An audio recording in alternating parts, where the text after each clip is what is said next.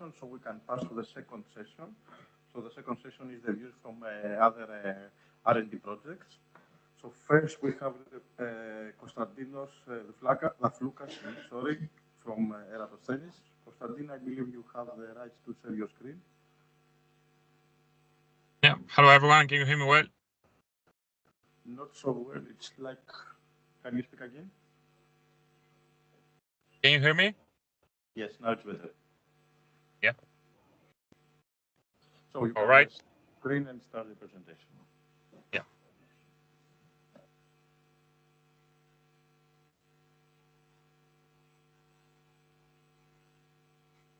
Can you see my screen?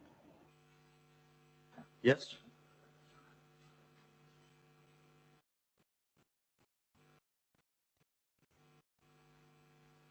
All right.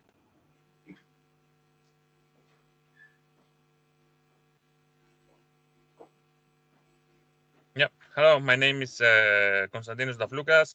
I'm an R&D engineer, and I'm going to present the project Eratosthenes on behalf of Inlecom Innovation. Eratosthenes is related with the life cycle management of IoT devices via digital identities management and distributed ledger solutions. A few words about Inlecom. Inlecom is a small medium enterprise that expertise in research and innovation consulting. Inlecom has a strong participation in research projects. Currently is involved in 25 and coordinate 7 projects. The main expertise of Inlecom with departments in Brussels, London, Athens, and Dublin is an applied ICT, transport, security, energy, health, and manufacturing. A few words about Eratosthenes. Eratosthenes consists of 14 partners from 8 countries. The project started on the October of 2021 with a duration of 42 months. So right now we are on the last period of the project, which is about to end in the March of 2025.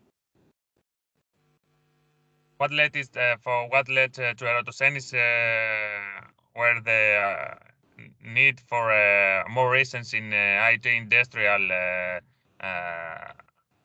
domains. It's evident there's a lack of security visibility in IoT devices. There's a lack of effective information sharing between organizations. Also, the heterogeneity of IoT devices is extremely challenging and develop difficulties to establish a trustworthy environment. In industries related to IoT devices, there's a lack of common trust enforcement mechanism in the relevant standards. Furthermore, the firmware and security updates are infrequent and difficult or even impossible in many domains. Also, there is a lack of transparent data and privacy framework, and there is a lack of security training and security protocols adoption for personal devices. So, what are the main innovations of Eratosthenes? It's a development of a distributed, automated, auditable, privacy-respectable, trust and identity management framework that is able to manage the life cycle of IoT devices. It's the first ever enclosure of through Eratosthenes. We aim to achieve the first ever enclosure of cybersecurity features in IoT devices through deployment of trust agents. We are using decentralized and data management mechanisms, which we are going to discuss later. Also, we adopt the self-encryption decryption with an automated recovery process, and we adopt threat analysis models based on federated learning integration of physical and clonal functions in trust framework. This is currently, as we are in the midterm results of the project, the main Eratosthenes architecture. As you can see, the Eratosthenes architecture envisions an environment with multiple independent domains serving to group operations that depends on physical or logical criteria. The components such as trust management, broker, SSI management, the physical and clonal number function, will act within the devices in the specific domain, and along with the identity and trust, the architecture also tackles the management of devices through the supporting tools.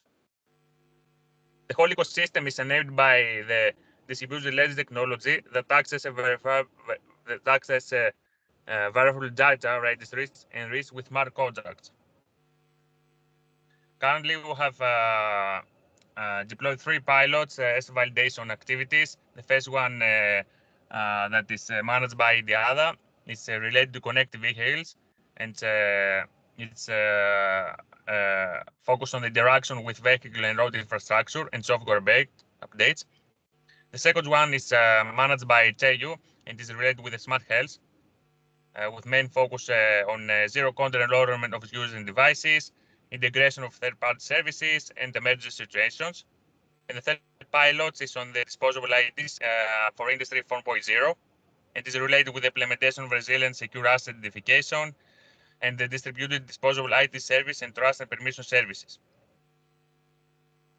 So what's the role of the distributed ledger technology as an innovative technology in the projects in the connected vehicles? The DLT in this use case uses blockchain technologies that enables the store of information that is used by the modules of Eratosthenes network. Everything that's stored in this solution can be verified by members of the network, but cannot be modified. The role of the DLT in the smart health. DLT in this use case uses blockchain technology that stores information that is used by the modules in Eratosthenes network.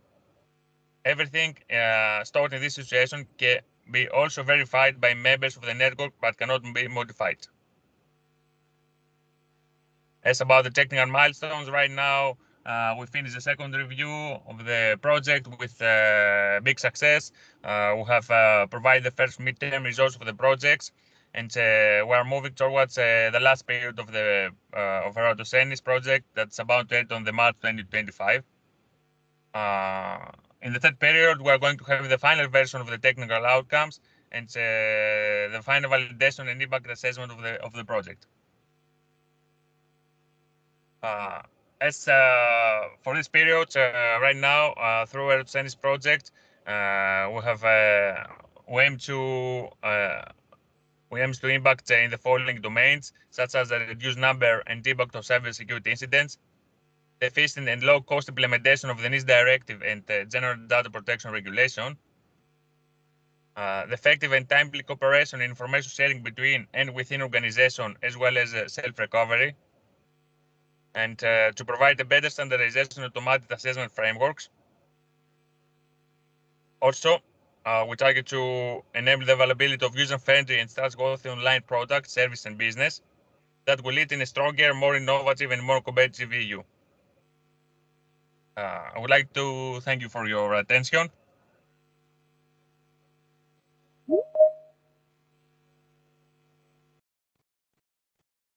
So thank you, Konstantinos, for your presentation. I don't know if we have any questions from the audience online or people here in the auditorium.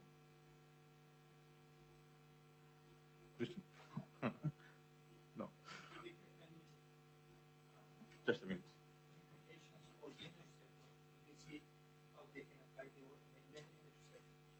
If they can apply the framework.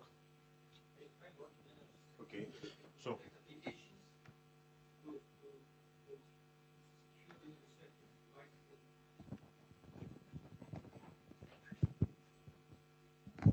Hello, thank you for the presentation. It was Thank you very much. Yeah.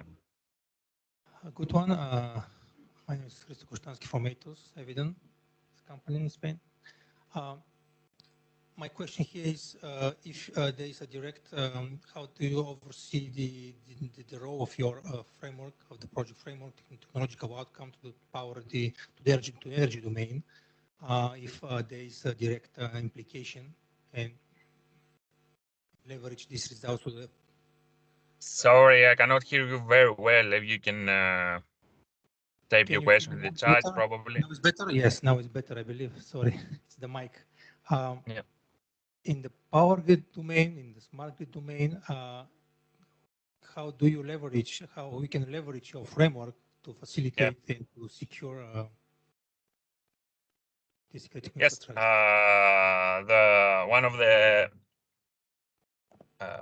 One of the flexibilities of the Eratosthenes framework is that can be applied in several domains, as for example in the electric sector.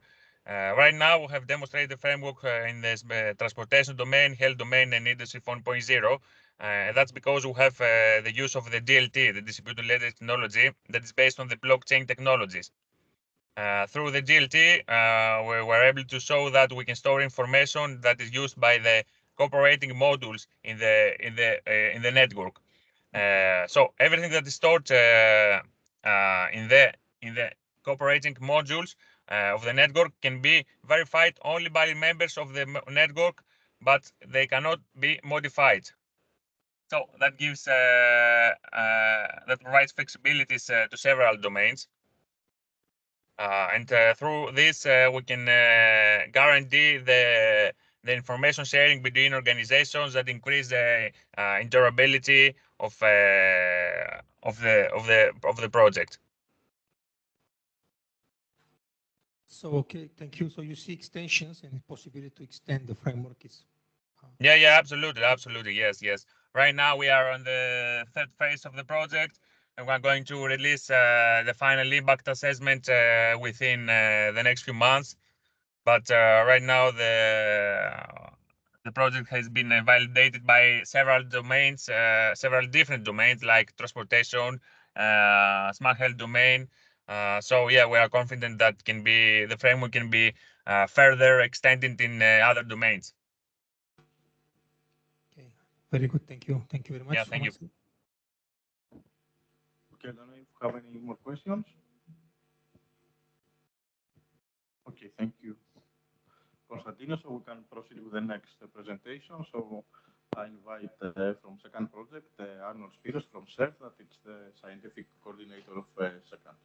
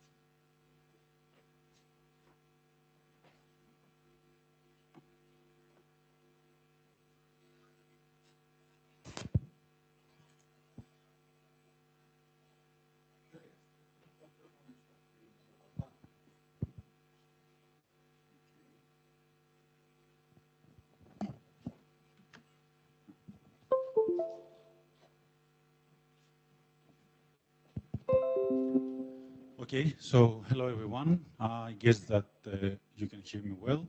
At least I can hear myself. So, as you see, I like to walk around because we are all in this situation, we sit too much, so pardon me if you get dizzy. So, I will present SECAN today, and as Luis said earlier, our CERT is the scientific and technical manager in this work. So we will present the main concept, and we will maybe in some slides we'll get a bit more technical. So if you have any questions, I will be happy to answer them later. So starting first, we see that we are near the end of the project. So this means that we have most things, if not all of them, ready and functional.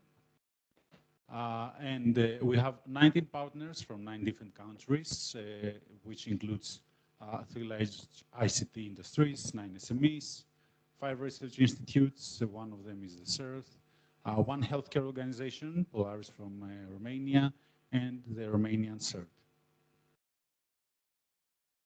So now, what is SECAN that all these partners are involved? So basically, we identified a need for which this project addresses, which that new we have continuously new methods for remote delivery. The threat landscape is evolving, and the level of awareness from the users, and we don't talk only about non-relevant users, like, for example, non-technical staff, but also the technical staff. The awareness is a bit low. And the healthcare sector, the one that we are targeting as a project, is constantly increasing in data-driven ecosystems. So it includes sensitive and highly critical data. So what we need an approach that basically addresses all these issues. And that's why we have SECANT, which aims, as we see here down, to strengthen basically the understanding of both human, and we will see that later, what we mean by that, and the technical level, with a holistic approach. So basically, SECANT is a holistic framework for risk assessment, for risk identification, for threat identification, and it also aims at raising awareness of the users. So going in more detail, we see that SECANT has 4 main pillars that it's based on. So we have the digital security and privacy, starting from the upper left. Then we have data protection and accountability, which is really important, especially in the healthcare sector. We have collaborative cyber threat intelligence. So we use CTI, we gather, we use CTI, and we also produce it for the relevant stakeholders. And all this aiming at the end for raising also the cybersecurity awareness of the users, apart from only helping the organization to deal with these threats. So at the end, what we do, we improve the cybersecurity readiness of an organization. We improve and increase the privacy and data protection because we have the data accountability, and all this results to reduce the cost, of course, of dealing with this. With these issues. And our target users are healthcare professionals, so non-technical staff, and also the ICT and security professionals, so the technical staff. And we will see later how we basically target these 2 separate user groups. So a quick overview of SECANT. We have the cyber threat intelligence module, as we said. It communicates with one of the components that is responsible for the risk assessment. All this keeping in mind privacy and accountability. And this basically communicates with the dashboard, which is the main interaction point of the end users with the platform. And then for the training part, we have here the module, which includes, as we will see later, also cyber range and chatbot and an end user app that the users can use to basically train themselves and raise their security awareness. So a bit more details about the components that we saw in the overview. So we have the threat intelligence module, which is basically responsible for managing the whole life cycle of cyber threat intelligence, meaning that it is collecting cyber threat intelligence, it's analyzing it, it's enriching this cyber threat intelligence. It provides it to the rest of the components of SECANT, and with this information, we basically enhance some other functionalities of the other components. And the other component in the slide is the interoperability layer, which basically acts as a middleware between the components, the medical components, and between also plays the role of orchestrating the communication between the different components of the platform. Okay, so here we see from the SECANT dashboard the team that we talked about. So we see here that we have more than 100,000 pages. So we have a lot of CTI, and we still gather it on daily basis. Okay, so the user has access to the list, and they can open one of the entries to get more detail and more insights about what has been gathered. Okay, moving forward, we have the cybersecurity risk assessment companion, which includes different components, namely the COCRAE, which analyzes basically the information from the system, and it's analyzing the cascading risk assessment and the cascading effects of an attack. Human vulnerability assessment, the name speaks by itself, so it aims to tackle attacks like social engineering and raise the awareness of the users and assess their vulnerability. Similar to HVA, we have TVIA, which is the technical part for the technical assets. And then the behavior analytics engine, which aims at identify suspicious patterns in the behaviors of entities within the network. We speak about entities, not only about users. Here again, so here we see the the COCRAE that we talked about. So it's after a risk assessment with the risk levels, number of incoming attack paths, ongoing alerts, and of course you have access to more details about that and more numerical, let's say, quantitative insights about the threats. And on the other part of the screen, we have the TVIA component where we can view and identify assets and get reports about them.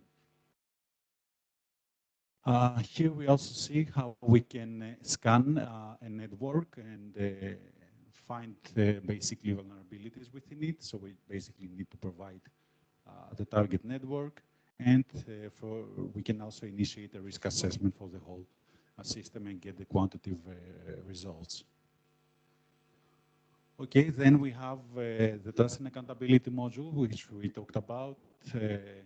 The DIM, which is responsible for managing the whole access and identifying the identity. So we talk about authentication and authorization, and the privacy toolkit, which uses advanced encryption, and it's basically used in combination with the TAM module that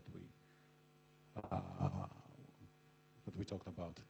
So here we have the training part where we said that we have a cyber range and the cybersecurity training module. So we have a cyber range for the more technical stuff, and then we have an end user, let's say, app, which is used basically from the non-technical users in order to interact with the platform and get more information about cybersecurity, let's say, and learn and raise consequently their awareness. Okay, yeah, and all this, you will see that we will see a slide that is all these tools are available all in one through the second dashboard. Okay, so here we see the cyber range basically. So we see that it includes basically the second platform, but it is isolated, of course, in a cyber range manner. Then we have here the end user app where the user can access as a web application or store it in their mobile device and then access it even without requiring internet connection. So we have the main screen. You can have the security training or interact with the chatbot to, again, train yourself. Okay, we see the lessons, and when we open the lessons, then we have basically the details about each lesson. It's a pretty standard format. Okay, so as we mentioned, here we have the second dashboard. All these components that we talked about are available. Some, of course, are functioning in the background, so you don't need an access to the dashboard. And also to help the users and basically decrease the learning curve and help them get quick hands-on on the platform. We also have a vocabulary page to help them with relevant, words that we use not only cybersecurity, but basically in you know, the technical stuff to help them familiarize with these terms, and documentation page for each of the modules to help them, you know, use more easily the components without requiring too much training. Okay, so we finished with the components and how we basically evaluate all this. We have 4 use cases. So the first use case is for protecting a connected ambulance of the future. So we have an ambulance, a smart ambulance, if you want, of the future, as we say, where we try basically to safeguard the whole communication and the specific narratives that we have. Okay, moving a bit the opposite, going to use case 3, and we will see why we move that way. We have the protection basically of the complete chain, of the communication chain. So what we mean by that is, in this use case, we have basically 2 healthcare organizations trying to communicate and exchange information. So basically, Secant helps in safeguarding all of this. Then, in use case 2, we have a research organization oriented for healthcare, and they have a platform to manage the patient data, basically, and they need to safeguard this, of course, because, as you understand, it's patient data, it's sensitive, so you need something to rely on that, you know, everything is safe. And the last part, the use case 4, basically addresses the cybersecurity training, which includes the cyber range, as we saw, and the end user app. Okay, so finishing the presentation, let's see the innovations that the platform provides. So we have 4 main innovations. So the first one is basically the risk analysis. So we have the ability to provide stakeholders to identify risks in their system with innovative tools, as we saw. Real-time information sharing, as we said, we gather, we enrich, we analyze, and we provide them this information, meaning CTI, for the external also stakeholders to consume. So highly scalable ledger infrastructure, which is basically the TAM. And finishing, Secant as a whole basically allows both technologically protecting connected organizations and, of course, with the training, empowering their users in raising awareness, both technical and non-technical stuff. So this is really important. Here you can see the contact information, and if you need to contact us, if you have any questions or want to learn more.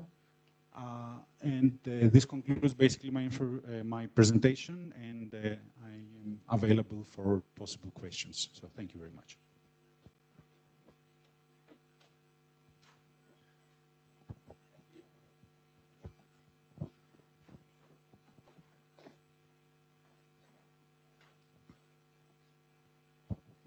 Thank you. Thank you for your presentations.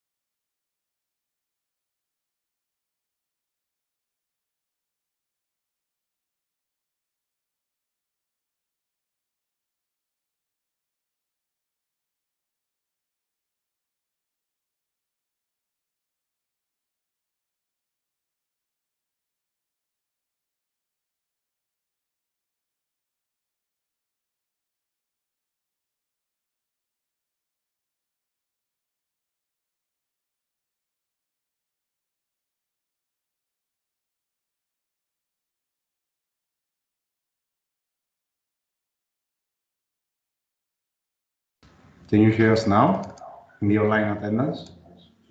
All right. So we resume from here.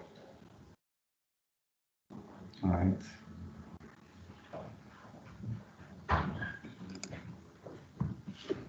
Okay, we're sharing this one. Okay. Sorry. Quick break here. All right. So basically, you provide a security layer for the communication because I assume that you can intervene within the connected medical devices because otherwise you will need to certify again because there are medical devices, right? So you basically provide the security layer over the communication, more or less. Basically, you don't intervene with the devices. Per se. It's just a platform. Just, it's. I mean that it's not intervening with something. It's a platform that provides risk assessment and identification. Okay. It does not go and basically do any remediation or anything. It helps towards this, yes, but it does not do any action to mitigate something by itself. So you don't have to. Okay, and just a second one, very fast. Please. The information that you collect, produce, or enrich, do you share this CTI or ISPs through OpenCTI, NISP, or any particular format? Yes. Yes, so basically the component is based, this component for cyber intelligence is based on MISP. So yes, you have basically access to both MISP JSON and you can also download it as sticks, but mostly we use the MISP JSON format, MISP core format if you want, because for technical reasons mainly, because we know that it's more easy to get this, to gather this information and integrate it in a MISP version, because we know that there are still some technical issues, some bugs if you want, from MISP when you try to import sticks. So we have this functionality, it can be enabled upon request and if something changes with MISP, but kindly to ensure that nothing is lost and you don't lose any information, we provide it as a MISP core format. Okay, so, but the platform can work as a standalone, let's say, without any MISP connection. Yes. Basically, we the main point here is that we use one of the components of the platform, the TAM component, and it's more or less a distributed ledger, which helps to provide access to this information to relevant authorized stakeholders. Okay, thank you. Thank you. Just a quick question from my side. So, for us, it's interesting as a project which is towards the end. Have you, from the pilots, what's the main lesson learned? And if you have any specific CTI data which started from pilots which could be of interest for the community? So if I understood, sorry, the question is if something that we collected, we identified something. Yes, what CTI data it's available that can be community can benefit from that information, or it's internal to the pilots. Okay, so the added value here, and what will be interesting for the community, is not what we gather mainly, but what output we get after processing. So as we said, we also enrich this information. So this increases the value of the information and the ability to utilize it to utilize it faster and integrate it with existing tools. Okay, so what's really interesting is that it don't only include information relevant for the healthcare sector, because healthcare sector is just our target here for the pilots. So it's not something that it's tailored only for this sector. It includes both general information and healthcare information, which again is enriched And this enriched information that is outputted from the platform is something that is not out there and can really benefit somebody that aims to gather CPI from any feed. Do you have one main lesson learned from these pilot executions? The acceptability, the technology transfer, suitability, the technology to pilots. Is there anything that you can share with us? Highlight. Yeah. Just highlight. Okay. So not that technical, but that it's really challenging when it comes to this sector because you have to deal with sensitive data. That's the main point. You have to consider many things. Okay. Okay. Thank you. So, thank you, Arnold, for your presentation. So, continue with another project from Cocoon. We have Dr. Georgios Krionidis from Aristotle University here in Thessaloniki.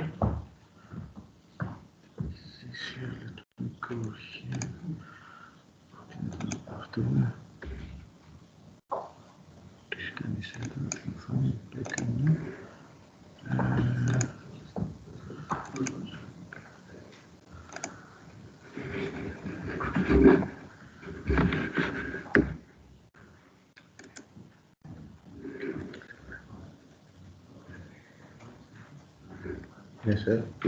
Okay.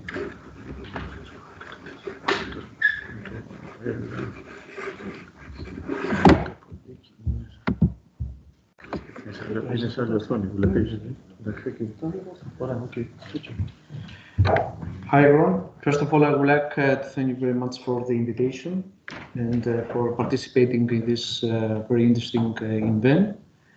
So I'm George Krionidis. I'm from Aristotle University of Thessaloniki. I'm a postdoctoral researcher there.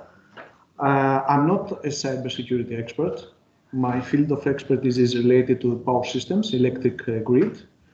So I'm going to present you what we are planning to do within Cocoon, which is called actually the project Cooperative Cyber Protection for a Model Power Grid.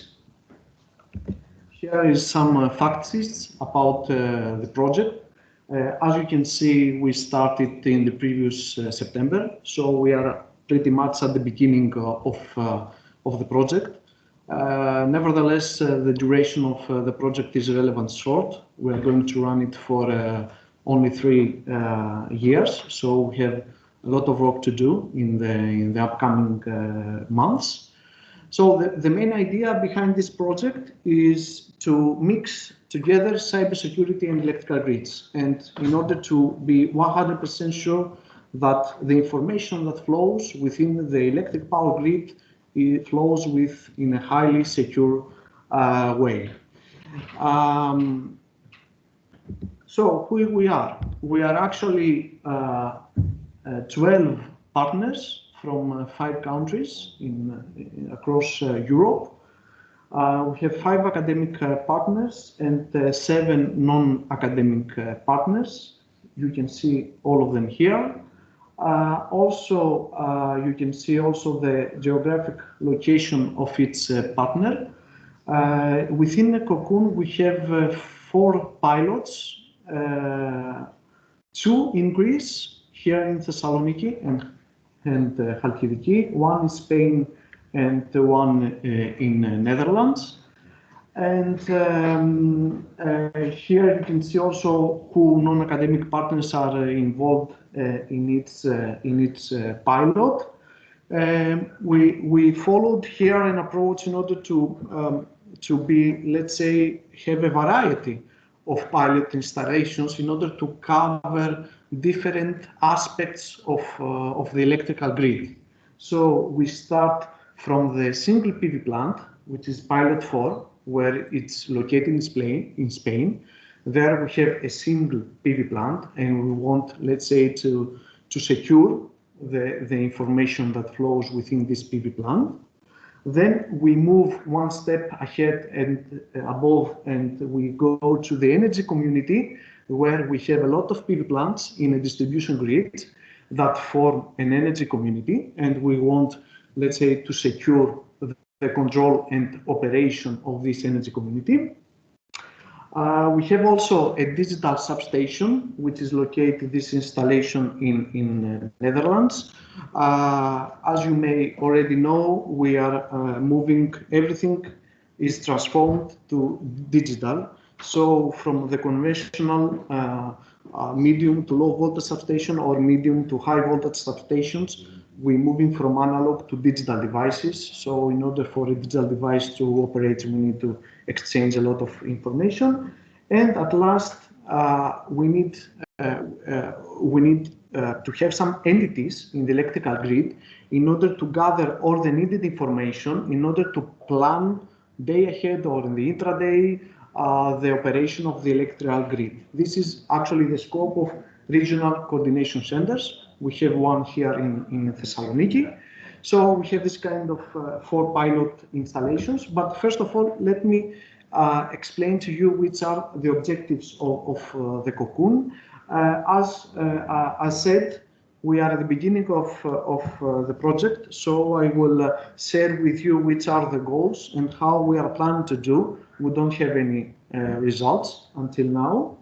So these are the 5 main objectives within Cocoon. The first one is to have trustworthy information exchange between all the relevant stakeholders within an electrical grid. That these are transmission system operators, distribution system operators, aggregators, and retailers, and similar stakeholders. Then we plan to develop an early warning system in order for the operator to be aware in case there is a kind of cyber attack and about what kind of attack this is it. In this way, additional another objective is to enable real-time cyber physical protection. Actually, I think one part innovative aspect of the Cocoon is that we are mixing knowledge from the grid with knowledge from the cybersecurity, and we want to mix them all together in order to increase, let's say, the accuracy of identifying cyber attacks in this. Most of the solutions we are going to apply, we intend to follow data-driven approaches in order to facilitate the application and the general applicability of these solutions. And at the end of the day, we need to have a resilient grid, electrical grid across Europe. So here is actually the main concept of the Cocoon. It's called Cocoon Programmable Node. It consists of 3 main layers. At the bottom we have, sorry about that. Okay. So at the bottom we have the common layer, which is control measurements and monitoring layer. There we are going to develop a set of tools and techniques in order to capture the traffic, the communication traffic, and to, let's say, develop some methodologies in order to extract some insight regarding the network traffic within a communication network. Then we have another layer which is called instrumentation and orchestration layer. You may consider this that is something, a layer that that orchestrates a lot of individual COM layers that may be installed in different dedicated devices across the communication network. And at the top layer, we have the cybersecurity services layer, where we're going to develop different services, one approximately for each pilot, in order that are related to the cybersecurity. For example, in the digital substation, we are going to develop an anomaly and implement an anomaly diagnosis tool. For the energy community, we are going to implement a false data injection identification method. Also in all of them, we will have for sure a dashboard in order for the end user to be aware in case there is a cyber attack or not. So I will go through a little bit on the pilots. Here you can see the first pilot, which is the energy community, which is located in Chalkidiki, Greece. We have 6 PV plants that are connected to a medium voltage distribution grid. Right now, I could say that HEDNO, which is the Hellenic Distribution Network Operator, has solved the problem of cybersecurity because it has no any communication with these PV plants. So if you have no communication, you don't have any issues with cybersecurity. But as you already know, in the near future, in most of the distribution network operators, the operators apply some monitoring and control schemes in order to control also the PV plants there. So as a first step in this monitoring, in this pilot, we are going to apply some control algorithms, real-time control algorithms that will be centrally managed by a distribution system operator. Actually, this is the first time that something will occur in Greece. We actually managed to do this a couple of weeks ago. So we have succeeded in the first step of applying some control schemes in the distribution network. And as a second step is to implement some false data injection identification methods, which is we want to exploit the physics behind the electrical grid in order to identify if the manipulated data that we may have in a cyber attack are reasonable or not. Do they refer to a real situation on a distribution grid or not? If not, then we can see that maybe we have an event, a cyber attack event. Here also you can see the expected TRL. We are planning to reach TRL 7 for all pilots. Then we have the second pilot, which is located here in Thessaloniki. It's actually a regional coordination center, as I said. This is a rather critical infrastructure where a lot of security measures have taken to ensure that will be really safe, because every day, every minute, there is a lot of exchange of critical information from Southeast Europe transmission system operators. This center acquires this kind of data, makes some calculations and send them back to this transmission system operators. So there are some critical data involved about which power plants are active, what kind is the configuration of the electrical grid. That's our critical data that do not need to be, let's say, public.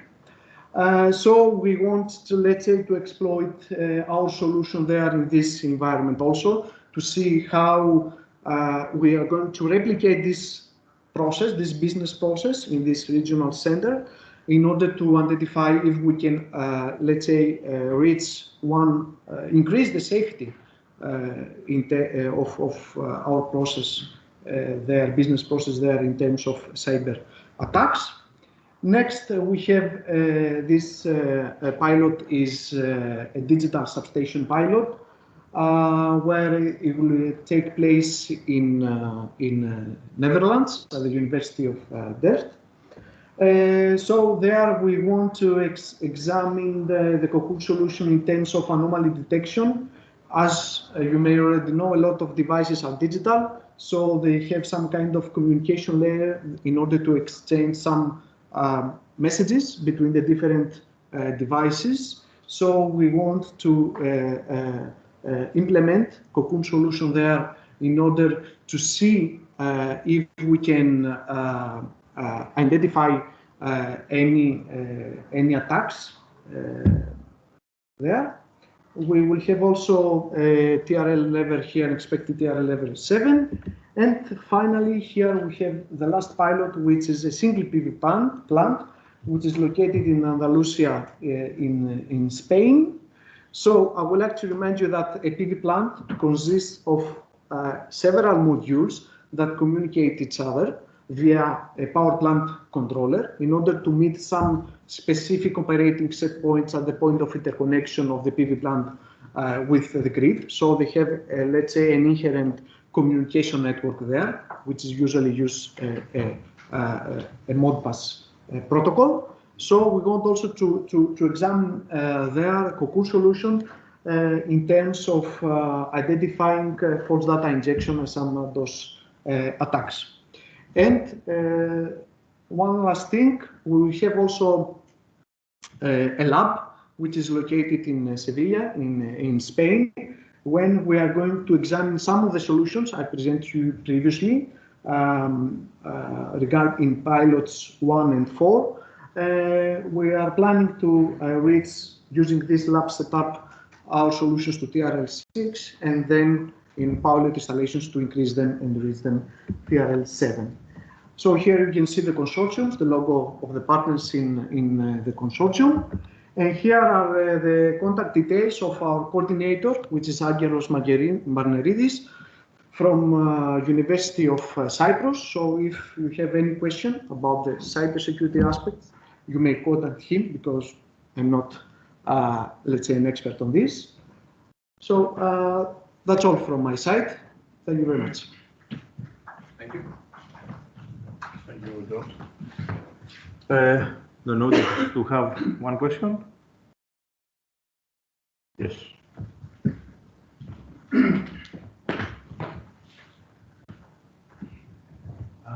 So you mentioned at the beginning of your presentation that you also aim, one of your objectives is to facilitate the secure information exchange between these relevant stakeholders.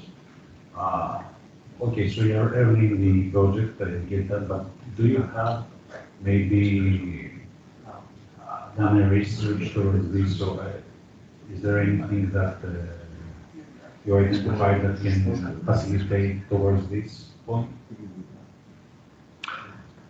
Yeah, I think that the most important way, a promising, let's say, way to follow is that we need to develop, let's say, some tools and some methodologies that will be as generic as possible in order, let's say, to be able to be adopted in different environments and communication environments. This is our ideas and our concept on this.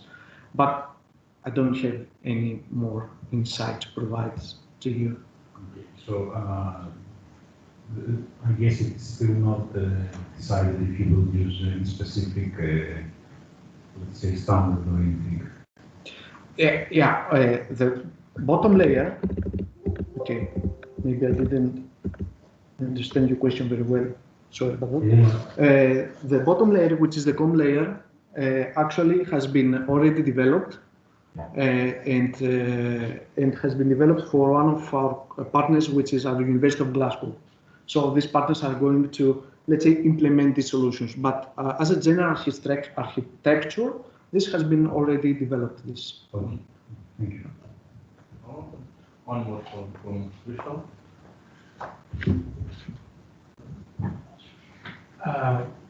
From my side, because they're very interesting if we can establish we can benefit from the ELECTRON project, because if you want to, I know that each project is an island for its own, so you develop your own technologies. We have already done some, and we believe we achieved very good detection results in the digital substations, industrial control protocols. Christo, put the microphone closer and speak loudly. Okay, sorry. So we have a intrusion detection system and anomaly detection system. So we have already done this part and way to go through this. So we have on one side anomaly detection, on the other side we have intrusion detection. It's a combination of those available in our project. We have data sets which could be used for validation of your technologies. Could be pity if you don't establish some collaborations or some follow-up in your project where you can benefit of the results. It would be a very, I believe, good basis for you to consider and to avoid some lesson mistakes and lessons from our side. It's very important because project duration is short, 3 years is not fast, and if you rely on Tier 7, things evolve slowly there. And validation Tier 7 is basically a nightmare because until you reach this point, think the project is almost over, but you need to ensure you get KPIs. Yeah. So we have a lot of lessons learned from our side. That's not a question, but just to consider for the project coordinator. Yeah, this is good to know. Yeah, we are always open to collaboration with this. So yeah, I think we will be in touch. Okay, thanks. Thanks a lot. And now we can move to the last presentation of this session. And I will give the floor to, let me see who is now. It's from TNO the Netherlands, from E4 Project. It's Zwana Komarswamy. I hope I pronounced it correctly. Zwana, you. Yes, let me I can share my screen. This and then you can share the screen. Yes. Or you can do it directly. Are you able to see my screen and hear me? Can you hear me? We can see your screen now, thanks. Okay. Good afternoon, everybody. I'm Swarna. I'm a cybersecurity researcher from TNO Netherlands. We are an applied research institute here in the Netherlands. I'm a I have a background in cybersecurity, so I'm not in a power grid. Swarna, we cannot hear you. I don't know if the online audience can hear you, but we cannot hear you. Oh, can you hear me now? Because I have unmuted it. I think you have to. No, we cannot hear you.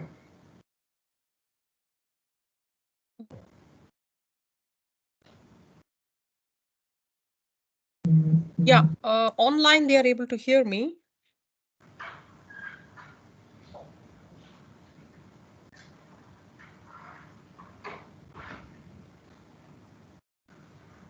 I'm not sure how I have to do this. Okay, can someone else from the online audience can confirm that you can hear Swarna? Because we have a problem here, we can't hear. Here, I don't know.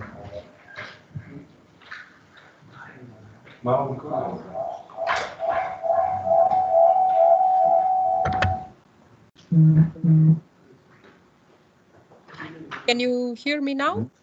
Maybe. Can you?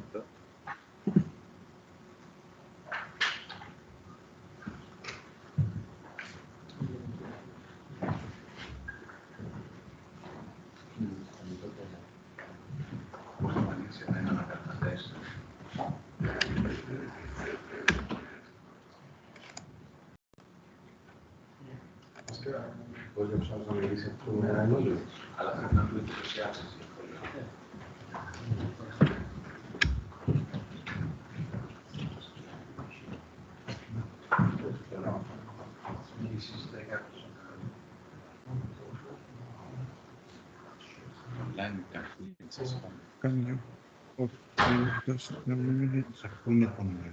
So, can you hear me? Yes, I can hear you all. I can hear you all well.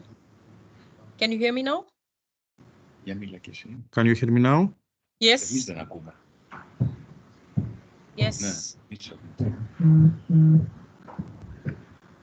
Just a minute to try because we don't have any sound. Just a minute to try to solve this. Sorry, my apologies for the inconvenience.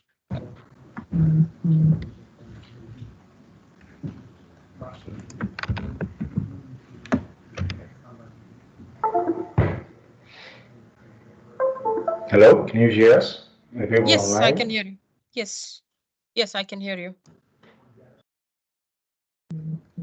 They can, but can someone speak up from the previous presenters?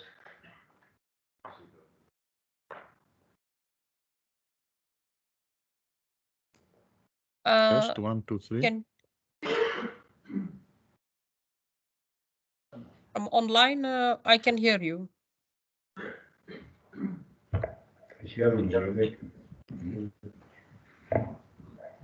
Anna, can you speak again just to check something?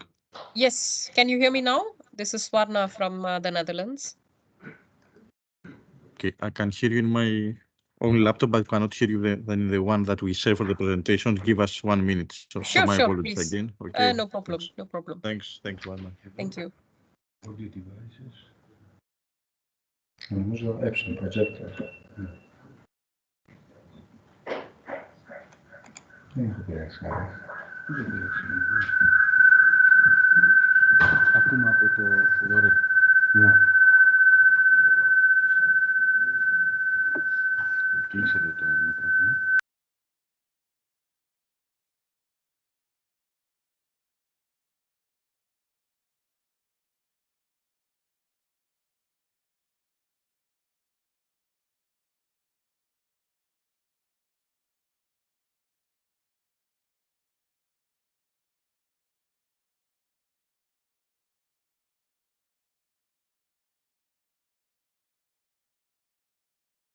So we are trying to reconnect with the PC that we are using to share the presentation. Give us 1 more minute, Okay. please.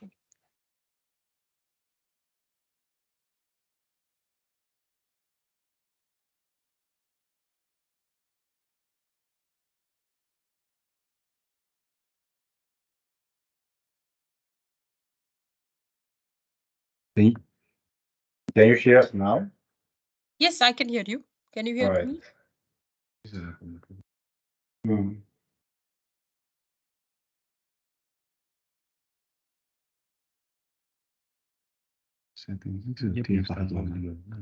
Τόση ώρα να σου ήταν. Speaker, όχι αυτό πλάι. Όχι, αυτό είναι το microphone. Αυτό σωστό αυτό. Όχι, μάλλον φέρει το real τεκμηρίων. Yes. Okay. Yes, I can hear you. Something was changed. I don't know how. Anyway. Swarna, can you speak once more? Yeah, can you hear me now? Maybe it's better. Okay, we can hear you from the online platform, but not from the one that's connected. Okay. Okay. Sorry for this. Not a problem. These teams can always be a challenge. Yeah. Perfect. Now we can hear you. Yeah. Is it okay now? Can I continue?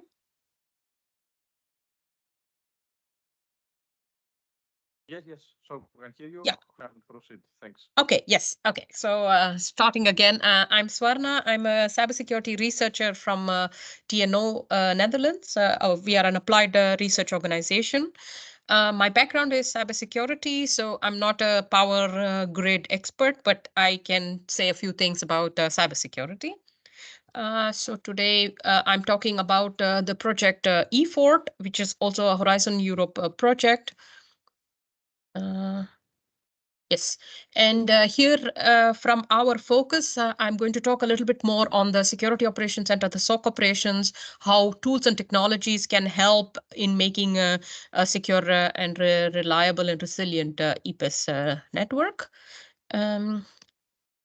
So some small introduction on EFORT. So this is a project which has 9 European countries involved with 23 partners. We already started with this project in September 2022, so we are about halfway in this project timeline.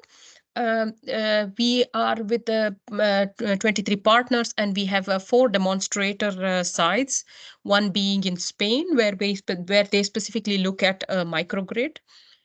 We from the Netherlands are looking at a TSO network, and we have 2 more, which is being demonstrated in Italy and one in Ukraine as a substation. I would like to talk a little bit more on finally what EFORT would be having. We are trying to create an intelligent platform at different levels, so that we are able to bring together these different types of technology to make a more secure and resilient and reliable EPIS network. We try to see at different angles. There are different angles to look at, one from cybersecurity, but other partners are also, of course, looking at physical disturbances, data privacy issues as well. we at the Netherlands TSO level specifically want to focus on the cascading effects and restoration for the connected power grids. When just like I mentioned a little bit earlier, we have 4 demonstration sites, and I would zoom in a little bit more on D2, which is the Netherlands demonstration. Here we try to look at the cascading effects and how to get the restoration. Here together we are working with the control room of the future, which is a facility which is provided by which TU Delft is working on. I think the previous speaker from Cocoon, you also did mention about, of course, about TU Delft and their facility. Here together as well in our EU project, we are also working with this and how trying to see how we can work on different types of cascading effects which may be caused by cyber attacks, for example. Here in this, we try to make some kind of innovations which are trying to help in these cascading effects. Like, for example, we're trying to develop some parts of digital twin and models for this, where we try to see how this can help in trying to make some give support to this technology, whether being it at the SOC operations, that is the Security Operations Center, or the control room, together making decisions when we try to restore from any sort of failure which has been caused by cascading effects. Here going further in the Netherlands, we have partners which are the lead partner being TenneT, which is the TSO. We as TNO are the research organization. We have 3 other partners, and we also have TU Delft, which is which here you can see is the control room where we're trying to simulate this attacks or look at digital twins and look at models, how we can work towards creating different kind of technologies and tools. In the sub-consortium of EFORT, which I would like to mention here, we are also thinking about some training exercises and a training platform which will be working on this this digital twin. Here we have the control room, and we try to simulate this kind of training exercises between the blue team and the red team. This can also increase the awareness and help and coach and train the people involved on what kind of decisions needs to be taken when we are trying to recover from such a incident, which what types of analysis you need to do, or previously before that, if we are looking at some kind of threat analysis or vulnerability management, what are we trying to do? So we also provide support on this here in this training platform. Some other partners are working specifically on, and we are working on more on the SOC operations. If we look at some amount of the network architecture, we think that this is sort of a, this may not be the complete representation of all digital systems or all systems involved in, for example, electric grid operations. But one example could be that this is how they are trying to work on operations. But then from our side, from TNO's focus, what we want to try to bring together is both the IT part of the SOC operations with the control room, trying to see how this can have a common knowledge, a common language as well, to try to look at the network codes available or the frameworks and standards which are there, and facilitate a methodology or facilitate some actions which can help people here in both in IT and OT centers. Now, from moving on to incident response. For example, looking at SOC or CSIRT, when we look at some standards which are available, one of the most famous ones, which of course most of you all will already know much more about probably, is the IEC 62443. Here, when we look at patch management or event and incident management, we look at these type of codes. How do we help the incident response team, what tools can be made available to the SOC analyst on helping to integrate this and working more towards this. We as TNO have also prepared some, we have currently we have an open source tool called SORCA, which helps with playbook execution. So if we think of processes and whether it is workflow or roles and responsibilities, what types of playbooks can be created, which can help any SOC analyst to take the right decision, whether it can be patching or whether it's containing, or all these actions which can be described very well in a specific kind of playbook generation. So we are working from our side on this specific tool called SORCA, which is of course open source. There are these links available, but we think of how we can generate these playbooks and which can help in these decision-making processes.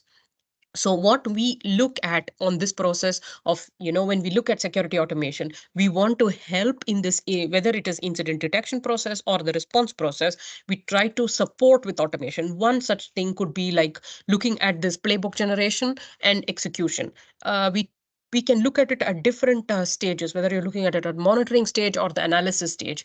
We try to see how we can develop these different types of tools. And one of the other standard that we are trying to use is Cacao playbooks. This is from the OSS standards. This gives a common language where we try to again think of these stepwise approach in whether it can be in the analyze part or the contain or eradicate or recover, anywhere where we are trying to think of processes to help the SOC analyst to triage and to look at this, to look at what steps can be done in different network level or at the control center level. What can we work towards? So that is some of the things that we as TNO are currently working on and hoping to achieve on this TRL level, on a higher TRL level, and in this specific project of EU project. Finally, moving on to resilience actions. When we look at resilience, these are different stages of resilience. When we look at either the NIST standards or when we look at the MITRE CREF framework, you have resilience firstly as the goals, which can then be converted to objectives. And finally, we look at the techniques. So when we look at these resilience goals, how can we map these resilience goals into convert them into tools or technologies that can help every SOC analyst?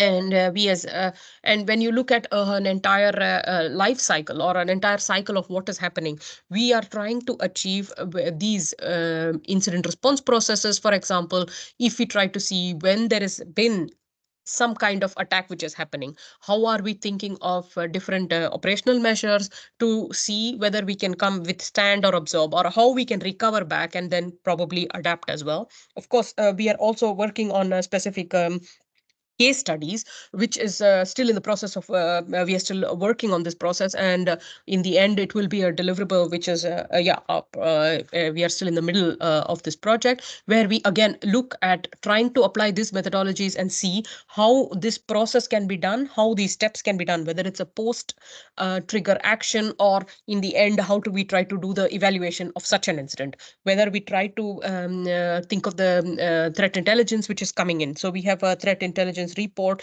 which has come, and what do we do from there? What are the steps needed to be taken from this from this possible incident? And also we are trying to work on this vulnerability process and trying to see where we can identify this, which possible ways are there again when we are trying to report an incident, and if there is a process which is available from this, and how we can use the SORCA tool to again create more of these playbooks that can be run automatically with the help, of course, of the SOC analyst, who is able to take this decision, whether it is a patch available or whether we need to make a containment. We are trying to work on these the processes as well.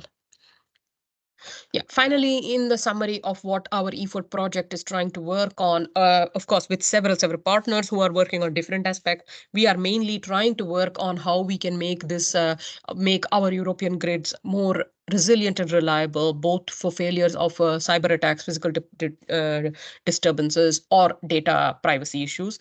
How are we trying to achieve this? It's mainly by some technological advancements and innovations, and see how we can even check whether these things are able to help help this. Finally, this will be tested and demonstrated at different levels, whether at the DSO substation or consumer levels, at 4 demonstration sites. Like I mentioned earlier, we are focusing at the DSO level, which is in the Netherlands, and then we try to see what we can learn from them, what kind of evaluations we can do. Yeah, that was. These are some of the references that I'm working with. Finally, thank you. Thanks a lot, Joanna. So I don't know if we have any questions. Yes, we have one question. Yes. Yes, please go ahead. Hello, thank you. Thank you very much for the Yes. presentation. My name is Hristo Kurtansky from Atos, Spain. Yeah. It's a company. For us, you have an interesting approach where you facilitate CTI management and Yeah. analysis based on this. So your focus is on So Yeah. we have in the project we have results and technologies which we're looking forward for collaborations and to ensure some usefulness for the other projects. So for instance, we have data sets of intrusion detections where one can see different attacks in the power grid and digital substations on different industrial control protocols. Yeah. This can facilitate how much attacks can impact on the operation, for instance, of a digital substation, and then of course events and intelligence can be based on and used to validate how your framework can further operate on such data. Yeah. Okay. So how open are you to interconnect and to actually reuse such intelligence from other projects? Yes, please. That would be really good if we are able to connect on this. I would be definitely interested to hear more, especially not just this. We are working on other projects as well. So definitely it would be quite nice if we can collaborate. I think I did put my contact details here, but otherwise maybe I can send you can send me a message here. I would be definitely interested to look at. So you're mainly looking on the CTI platform, right? On the CTI level, what types of tools you have, and if I understand correctly. We are looking for, we already have done our exercise in the project towards its end. So we have both technologies for yes, that would be very good and useful. Yeah, that would be very useful as well for us. Events and the technology for CTI sharing. Of course, we have data sets of power grid relevant vulnerabilities we've collected since 2020 and 2020, and we have more than 600 vulnerabilities, which we're also interested to see how to interconnect into other projects and benefit from already this information available, and also tools for generating security events for you. Okay. Yeah. How can I maybe I can pass on my information to you so that we can connect on this. Yeah. I can get you in touch both Hristo and Joanna. Thank you. I have your details. I can tell you that. Okay, well. Thank you very much. We also have some future collaboration activities. We also have a future dissemination event. So okay, we will contact you to see maybe we can have a workshop or a common presentation where we can work on this for the final event in Norway. Okay. Thank you. Yes. Whatever format. We will check. We will consider the details. Okay. Thank you. Thank you very much. Thank you. I don't know if you have any more questions. One more question here, no? Okay, so we conclude with this session that has to do with the views of the other projects.